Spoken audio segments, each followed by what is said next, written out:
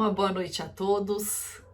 Inicialmente eu gostaria de agradecer a oportunidade de estarmos aqui, trazendo mais uma reflexão, entrando em contato com os ensinamentos do nosso mestre, do nosso irmão mais velho Jesus, e tentando buscar, através dos seus ensinamentos, trazer algo para o nosso dia a dia, algo que a gente possa estar integrando na nossa vida, de forma a torná-la mais construtiva, mais eficiente e com mais qualidade. E recentemente eu tenho refletido bastante acerca da realidade e de como a percepção dessa realidade muda de indivíduo para indivíduo. O tema da palestra, o tema da reflexão da noite, eu intitulei como Em Busca de Si Mesmo. E eu convido vocês a refletir comigo em torno da realidade, em torno desta percepção. Porque nós sabemos que a realidade, ela é uma só. Não existe realidade relativa. O fato, os acontecimentos, a lei divina, os propósitos de Deus para a nossa vida, para o nosso dia a dia, para as leis que regem o universo, é um só.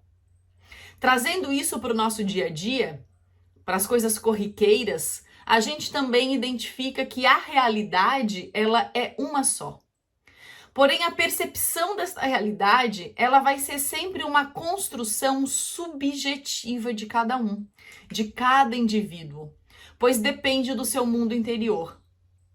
E sendo uma construção, sendo um processo complexo, uma representação que é resultante do mundo interno de cada um, que existe em todo e qualquer ser humano, a gente precisa se questionar. O que é o mundo para nós? O mundo é o que a gente vê, é o que a gente sente, é o que a gente ouve, é o que a gente experimenta, é o que a gente apalpa, é o que a gente cheira. Neste sentido, cada pessoa, quando se relaciona com o mundo, se é o que eu percebo, encontra um mundo diferente. Tudo que nós chamamos de real não passa de uma percepção do meio e dos objetos, das circunstâncias que nós estamos diante. E sendo nós, espírito, com uma individualidade, o princípio inteligente do universo, cada um com a sua individualidade, é normal que a gente acabe vendo e que a gente acabe sentindo mundos distintos. O que eu quero dizer com isso? Que o mundo, para mim, não é o mesmo mundo para você. Cada um de nós tem seu mundo interno, tem seus sentimentos, tem suas emoções, as suas tendências, os seus desejos, as suas características, a sua potencialidade, em boa vontade, em discernimento. E tudo isso, querendo ou não, a gente aceite ou não, a gente tenha consciência ou não, afeta a maneira que nós percebemos a realidade, que é uma só. Viver é viver no mundo. Viver é interagir no mundo. E nós podemos nos movimentar nele o quanto a gente quer, em todos os sentidos, em todas as direções, mas a gente não sai de si. A gente não sai do mundo. Mesmo as pessoas que às vezes com tamanha dor, com tamanha atrocidade, por desconhecimento, por desespero, que tem ideação de sair de si, é importante que se saiba que não se sai. Nós, no Espiritismo, temos como princípio fundamental a imortalidade da alma. Independendo da direção e do sentido que a gente se mova, estando encarnado ou desencarnado, nós sabemos que nós não saímos de si. E estando aqui neste mundo, no nosso dia a dia, interagindo no cotidiano uns com os outros, a gente sabe que é somente no contato com os nossos semelhantes, que é somente no contato com o próximo que nós vamos encontrar a ocasião de nos aperfeiçoarmos moralmente. A vida moral, ela só é concebível a partir da convivência. É desta forma que eu vou me lapidando, é desta forma que eu vou me construindo, é desta forma que eu vou percebendo a realidade. E olhando o mundo como ele se encontra hoje, a gente precisa fazer alguns questionamentos, algumas reflexões. Ou vocês nunca se perguntaram do porquê que muitas pessoas, continuam defendendo as suas crenças, continuam defendendo a sua opinião, mesmo diante de evidências concretas de uma falsa percepção de realidade. Como se a gente apresentasse fatos, como se a gente apresentasse verdades, mas ele mesmo ciente dessa falsa percepção de realidade tem resistência em mudar a sua crença, tem resistência em mudar a sua opinião, tem resistência em mudar a sua conduta.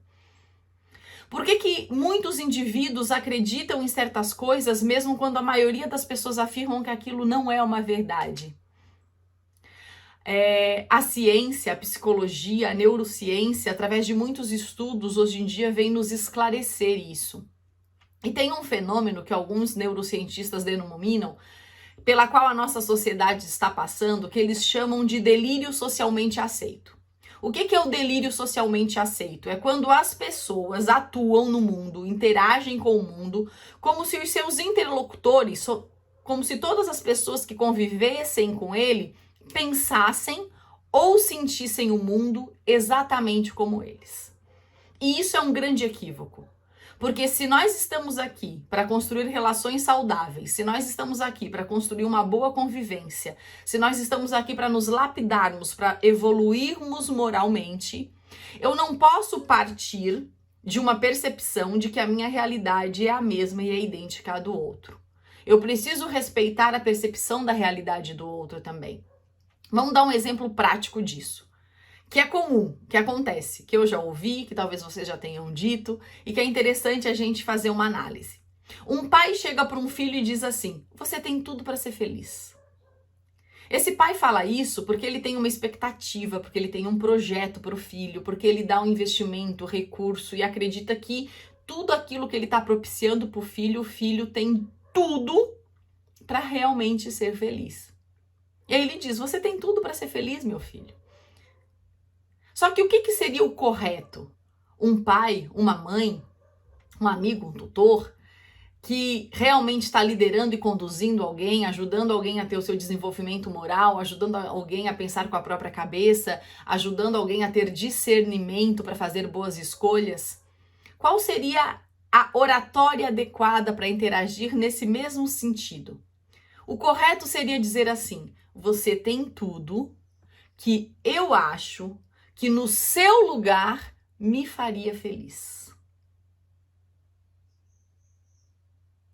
Porque o meu mundo interno é completamente diferente do teu. E isso é o que a gente chama para empatia, né? A gente precisa realmente se atentar a isso. Mas conviver e desvendar o mundo nem sempre é fácil. Interagir com o outro nem sempre é fácil. E é fato que não existe um manual de como a gente vai desvendar este mundo. Às vezes nem nós mesmos, para nós mesmos, sabendo o que realmente a gente quer, o que realmente a gente sente. Às vezes a gente acha que está alegre, ou às vezes a gente não sabe se aquilo realmente está nos dando prazer. A gente sabe que tem coisas que nos dá prazer e ao mesmo tempo nos causa culpa e arrependimento. Então a gente vive num mundo muito complexo e trazer a nossa realidade, a nossa subjetividade, impondo isso para o outro, fica cada vez mais difícil as convivências. E o objetivo aqui não é buscar o outro ou convencer o outro da percepção da realidade que ele está tendo. Nós aprendemos com o Espiritismo que o nosso objetivo aqui é irmos em busca de nós mesmos, é irmos em busca da verdade. E para a gente ter acesso à verdade, a gente precisa ter cada vez mais amplo a nossa capacidade de percepção desta realidade que é única. Cervantes trouxe, através de Dom Quixote, uma das melhores definições da natureza humana. Ele tem uma frase que diz assim: eu sei quem eu sou e quem eu posso ser, se desejar. Todos nós, apesar de não termos um roteiro, através de não termos um manual de como viver no mundo prático, nós temos uma referência, um guia. Mas todos nós, mesmo assim, estamos hoje em busca de respostas, estamos em busca de direção, estamos em busca de sentido. Nós precisamos estar deslocando a nossa vida com um senso de direção e sentido para chegar a um ideal. E quando a gente sabe o ideal que a gente quer chegar, quando a gente quer desvendar a realidade pura e verdadeira, íntegra, plena, a gente sempre sabe que sempre encontrará ventos favoráveis. Nós não podemos nos esquecer que a gente teve entre nós e permanece até hoje, através do seu evangelho, através dos ensinamentos, um arquétipo do que é o ideal. Só que este arquétipo, ele não é simplesmente esse Jesus que encarnou e viveu aqui entre nós 33 anos e que nos últimos 3 anos deixou alguns ensinamentos para que a gente tentasse fazer igual. Este Cristo, este modelo, este guia que veio nos orientar, ele é o governador planetário. Ele é um Cristo. Ele tem um planejamento estratégico. A constituição do globo terrestre, a evolução da humanidade, é algo que faz parte de todo um contexto da sua vida crística. Vocês já pararam para pensar qual que é a missão de Jesus?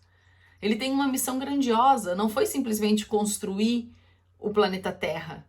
Não foi simplesmente encarnar entre nós para nos deixar um roteiro, um modelo de referência. Cristo tem uma missão muito ampla e muito grande, que é levar a humanidade do mundo primitivo ao mundo celeste. E às vezes, a gente identificando a nossa realidade atual, estamos aqui em novembro de 2021, a gente enxergando o mundo, enxergando a realidade, muitas vezes desesperançosos achamos que o mundo está sem direção e sem sentido. Só que isso não é a realidade. Nós temos alguém que está no leme nos dirigindo a sermos anjos. E é claro que neste processo a gente não pode depender dele. Ele nos traz uma referência, nos dá as ferramentas e os meios, nos dá as nossas circunstâncias, nos apresenta uma realidade. Agora, a percepção dessa realidade, para que eu adeque ela ao que eu realmente quero e ao que eu realmente conquisto, depende de mim. Porque nós não podemos esquecer que nós somos co-criadores da nossa vida. Nós também temos uma missão. O nosso maior compromisso, sem dúvida nenhuma, nesta vida é de nos tornarmos o mais próximo possível, o mais plenamente possível daquilo que potencialmente nós somos. Nós precisamos, com isso, cultivar, cuidar, alimentar o nosso mundo interior para que a gente consiga frutificar da maneira adequada. E para isso a gente precisa ser realista, para que a gente possa saber que eu sou eu mais as minhas circunstâncias, eu preciso identificar a minha realidade, eu preciso ampliar a minha percepção, para que eu possa traçar metas reais e metas de longo prazo, traçar este ideal que Cristo veio como modelo e perfeição. E eu só serei forte para fazer essa transformação nessa vida quando eu ter coragem de mergulhar no meu autoconhecimento. Por isso o tema da palestra, Em Busca de Si Mesmo. Nós precisamos ter essa coragem de mergulhar dentro de nós, de encararmos a nossa realidade, de saber que eu sou eu e mais as minhas circunstâncias. Que muitas vezes o meu mundo interior não está sincronizado com o meu mundo exterior e que este é um grande desafio. Nós precisamos buscar essa sincronia, sintonizar a nossa realidade interna com a nossa realidade externa. E a gente precisa ter consciência de que se a gente não está gostando do que vê externamente, a realidade de uma pessoa brota da sua paisagem interior. Então, cabe a ela identificar como que ela está interiormente para começar a atuar na sua transformação, para começar a atuar nas mudanças no seu dia a dia, para ir modificando a sua realidade. E para isso nós precisamos ser sinceros, ser verdadeiros. Nada nos aprisiona mais do que nós sermos reconhecidos, do que nós sermos admirados, elogiados por aquilo que a gente não é. Nós não podemos mais, no estágio evolutivo, com o esclarecimento espiritual que nós já temos, viver de aparência. Nós precisamos ter o desejo de buscar dentro de nós mesmos. Porque todos os potenciais já existem dentro de nós. E com isso a gente precisa entender que a nossa realidade externa só vai ser modificada quando a gente realmente se transforma internamente. Quando a gente se transforma só por fora, quando a gente age no mundo de uma maneira que não é como a gente sente, não é de acordo com o nosso propósito, não é o que a gente realmente é, a gente carrega um peso mais forte do que o fardo que a gente pode carregar. Porque a gente está tentando parecer ser o que não é. E com isso a gente se sente preso. O peso de ser reconhecido ou de aparentar ser o que não é faz com que a gente não se sinta livre. E nós não nascemos para morrer em gaiolas. Nós não nascemos para viver com medo de voar. Só que a gente precisa alçar voo conforme a nossa capacidade, conforme a nossa realidade. Nós nascemos para sair do primitivismo e nos tornarmos anjos. Mas precisamos ter consciência de que isso leva milênios e que faz parte da trajetória eu dar o primeiro passo. Eu estar presente da minha realidade, eu estar consciente de como eu estou e do que eu preciso mudar.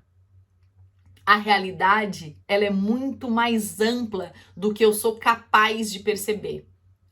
Só que a minha percepção atual, ela afeta decisivamente a minha vida. A percepção que eu estou tendo hoje da realidade afeta as minhas decisões. Você está aqui para possibilitar o propósito divino que ele se revela em você. E isso é de uma tamanha importância. Nós precisamos ter consciência disso. A gente precisa se questionar quais são os caminhos que a gente está escolhendo, para que a gente consiga conduzir a nossa vida de uma forma verdadeiramente humana, atingindo e buscando os ideais verdadeiramente humanos. A gente precisa buscar e lutar por melhores formas de viver e principalmente melhores formas de conviver. Porque como falamos no início da palestra, é a convivência que vai fazer com que a gente se construa moralmente. E existem muitas maneiras da gente se instrumentalizar, e uma delas é a busca da nossa autoconsciência, sobre quem nós somos, quais são as nossas potencialidades, quais são as forças necessárias que eu preciso para colocar em prática, e tudo isso lastreado pelo nosso desejo. Nós já temos a potência dentro de nós. Nós já temos a responsabilidade e o livre-arbítrio de fazer escolhas.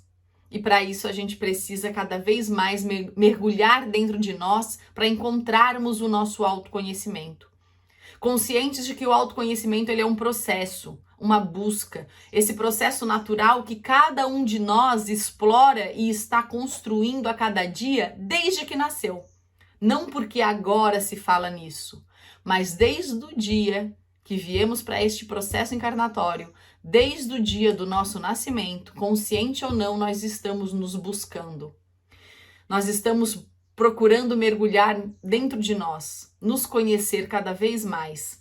Mas o importante é querer buscar este autoconhecimento de forma consciente. É buscar a plenitude, é buscar algo que nos integre à vida. E é saber que nem sempre é fácil, que requer disciplina, que requer esforço, que requer dedicação, que é necessário que a gente saia da nossa zona de conforto, que a gente saia da nossa acomodação, e isso muitas vezes dói. Mas a gente não pode esquecer que a gente tem que saber o que nos move, para onde a nossa alma está sendo direcionada, qual que é a nossa meta, e a gente tem este guia. A gente precisa entender que para a gente começar a mudar a nossa realidade exterior, mudar o nosso mundo interno, se assim necessário for, a gente não precisa de grandes feitos para já ir dar um salto, porque isso não vai ser possível. A gente pode, através do trabalho, através da persistência, através das atividades cotidianas do dia a dia, através da convivência com o próximo e construindo a realidade que a gente deseja. Tem tanta gente perdida, já ajudando outros que ainda não se encontraram. E isso faz parte do processo e é belo e é bom porque junto nós vamos nos construirmos. O que eu quero dizer com isso?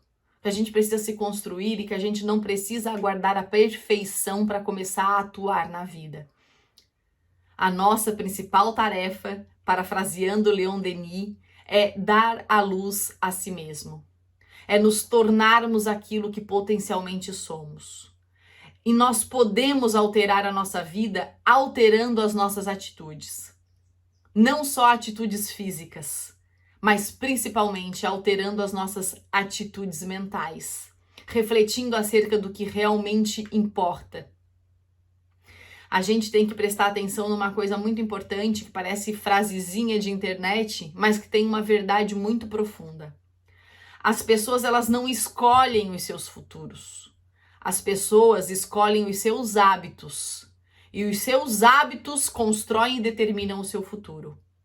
Então, que nós possamos planejar a nossa vida, planejar a nossa realidade, ampliar esta percepção e construir agindo no presente com consciência, mergulhando interiormente para que a gente realmente construa o que a gente busca e o que a gente quer. Para concluir a palestra, uma frase que eu gosto muito que diz assim: para ser feliz é preciso ser coerente. Então, que nós possamos ter sintonia entre os nossos valores e ações. Que nós possamos tornar as nossas crenças em crenças positivas e atos nobres, limpando as crenças limitantes que ainda existem dentro de nós, que ofuscam a nossa realidade. Para ser feliz, é essencial ser verdadeiro. E é isso que eu desejo a todos nós. Que nós possamos, em busca de si mesmo, encarar a nossa verdade e construir uma realidade e um mundo melhor.